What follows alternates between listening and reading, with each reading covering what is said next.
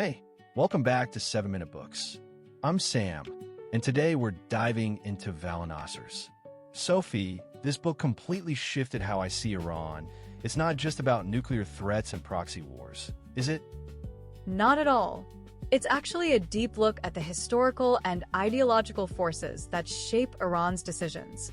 Nasr argues that Iran's grand strategy is a fusion of three streams: its pre-Islamic Persian imperial legacy, its revolutionary Shia ideology, and a pragmatic survival instinct. And those three are constantly in tension. Right. And I think the first thing that hit me was the wound of the Arab conquest in the 7th century. That wasn't just a military defeat for Persia, it was a cultural cataclysm. Exactly. Iranians felt they had a superior civilization, and they absorbed Islam on their own terms by adopting Shia Islam in the 16th century. That gave them a distinct identity, both Muslim and defiantly non-Arab. That sense of being a chosen civilization is the first pillar of their strategy. Then the second pillar comes from a much more recent trauma, the 1953 coup, the CIA and MI6 overthrow of Mossadegh, that confirmed for Iranians that the West would never tolerate a truly independent Iran. Right. And that taught the political class that national sovereignty must be defended at all costs, even if it means isolation. It's why trust in the West is so hard to come by. And then the third pillar is the 1979 revolution itself. That was this utopian, religious political order that saw Iran as the vanguard of the oppressed everywhere. But Nasr makes a great point.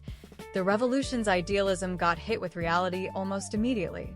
The 8-year war with Iraq was a brutal survival test. The world sided with Saddam, and that hardened Iran's paranoia and its determination to build its own deterrent, hence the missile program and nuclear ambitions. Yeah, they see those programs as existential guarantees, not offensive weapons. That war really shaped their whole approach.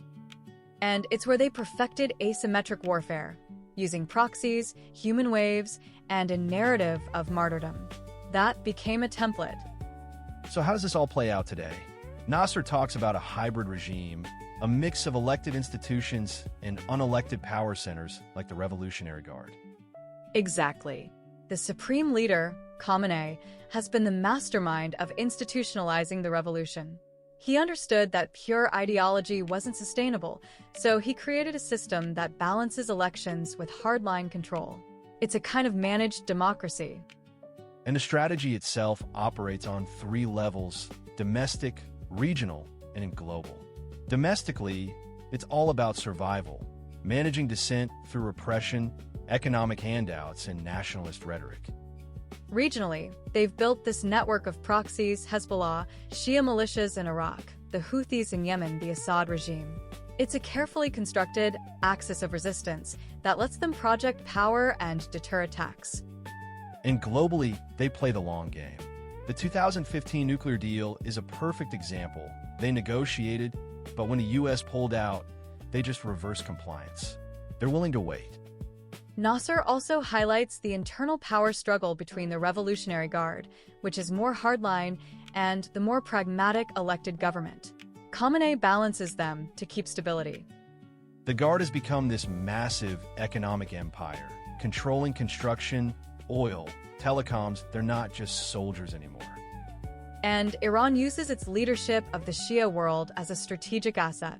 It champions Shia minorities in other countries to create instability for its rivals. The US invasion of Iraq in 2003 was a gift. It removed a major enemy and created a power vacuum Iran could fill.